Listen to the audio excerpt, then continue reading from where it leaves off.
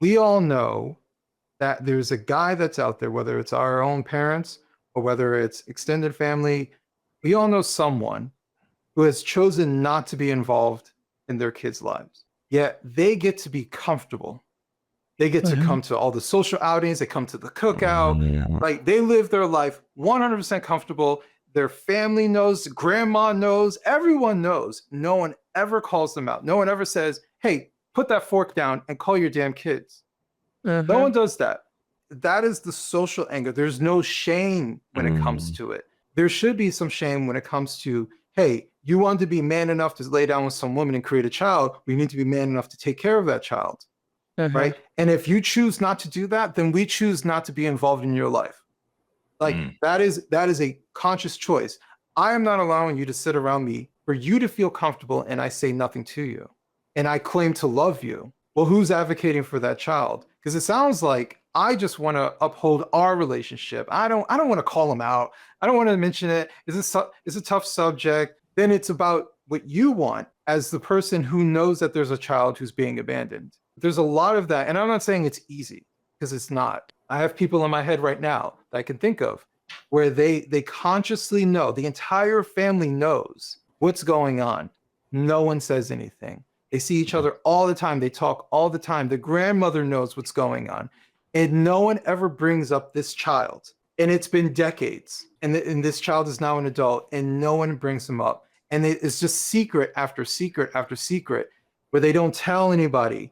And then they go out and make new kids and they're taking care of that kid, but that kid doesn't know that they have a sister or a brother. Everyone is walking around with these social secrets, avoiding truth. That truth is just so uncomfortable that you just avoid it, just living in deception. And that to me bothers me. If someone tells me the truth, I do not care how uncomfortable it is. I need to know this. I have a relationship with my wife. Don't lie to me. Don't blow my head up, make me think. If I got something on my face, tell me I got something on my face.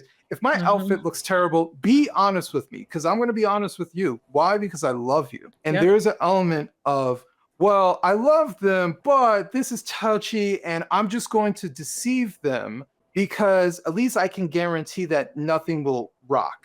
And it's like, well, then you don't love that person. Like you don't truly love that person. My son can come to me at any time and ask me a question. I'm going to give him an honest answer. And sometimes it's the thing that he wants to hear and sometimes it's not. But he knows that he can come to his father and get an honest answer 24 hours a day. And the same with my wife. I do not lie to you because I love you. I genuinely love you. And I see so many people living in deception, right? Not living godly. I have a genuine problem with that. We become complicit and hypocritical. It's something we would call a cordial hypocrisy, unless things get a little spicy at the barbecue and then somebody says something about you over the Kool-Aid pitcher. Right. You know, old Marquise got that baby on the side they don't talk to. You know that one with the light skin and the good hair? But that's how it come out, you know, and then it becomes a big kerfuffle and to do, but we will be good for some shady, underhanded, acknowledgments of your child that you don't talk to. But otherwise, we just keep it going, just to keep it going, not to rock the boat, not to, get things started and things like that. But I agree, there's no calling to truth there, and that's not love. And even in that example that you gave, that child is a weapon. That's not love. Yeah. Right? That's the only reason you brought it up. You don't actually care about that kid. You care about hurting that person. How do we get here? Because you talked about this social element and it's so ingrained in us. There is no level of shame. No one calls it out. Nobody holds anyone responsible. It's just normalized. Man, how do we get here as a culture? I'm sure you guys have heard people say that Black people are the canaries in the coal mine. And sometimes I'm like, no, I don't think so. But sometimes I'm like, yeah. In this case, I say yes. When it comes to feminism, we don't like to call it that, but what we're seeing is Black feminism. We think of feminism as some white girl with pink hair screaming in a college campus, but I'm watching the same behavior. I'm watching the same rhetoric. I'm watching the same dismissiveness of men, animosity towards men. I don't know if you guys ever watch like online relationship content. Online relationship content is so aggressively negative between Black men and Black women. If the guy does something slight, they're all bad. If the women do something slight, They're all bad, right? And everyone is living with this edge to them as far as being completely demoralized by the possibility of having a relatively healthy relationship with the opposite sex, while at the same time, obviously being attracted to the opposite sex, right? Imagine having to have sex with someone that you don't like. It's a weird scenario that we're in, but that's the culture that we're dealing with. We're dealing with a culture of Black men and Black women who don't like each other, right? They might say they love each other, right? And that's questionable at times, but they don't like each other. My wife tells me all the time, she's like, I like you.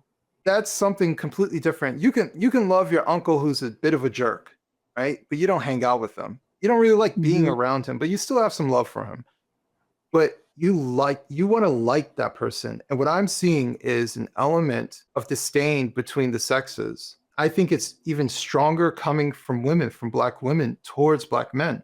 It's a weird situation. And that's why I kind of talk about it within the book, that the most important sex to a child is the same sex.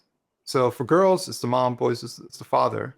But the opposite sex teaches us about relationship dynamics between the sexes. So if you're a girl who has her father in the home, you learn what it's like to see male authority. You learn to see that your father treats your mother in a particular way that is pleasant. So then when you grow up and you start dating, if you meet a guy who is rude, you know, my dad wasn't like that with my mom. I know what a real man looks like. Now, that your father's a prototype for your future relationships, essentially. Now, what if he is gone and you don't know what you're picking? And so then you pick a guy who's just shiny, right? He's the pretty boy, right? The worst guy that you can get with if you're looking for something long term. You know, as a guy, we can look and be like, oh, this guy's trash. The girls who have no blueprint, they have no prototype, choose this guy. Their life gets messed up, and choose the next guy who's just like him. They have no blueprint as far as how to seek a man. And so they built this resentment. Every man is trash. No, you just have no picker. And a lot of that stems from your father. So there's that part. And then the other part is they hold a deep resentment because their father was not there for them. And if their father, the most important man in their life, chose not to be around them, chose to do other things besides being involved in their life, how is this man going to do any better than him? And so to bring it back to feminism, what feminism does, it exploits people's issues. It exploits people's deep down emotional state. So feminism says it's not just your dad, it's all men. That's where feminism comes into play. So that man that let you down, that's all men. If you want to get ahead, you got to say, F men, I'm going to do what I want. And you got to be a boss. Why? Why do you have to be a boss? Because you can't depend on men. Look what your daddy did. He wasn't dependable. It always points back to that flaw. And so then people repeat that behavior and they create the circumstance that they don't like in the first place. So as much as that woman doesn't like the circumstance she grew up in a single parent home, by her not healing, she ultimately will likely create the very circumstance that she doesn't like.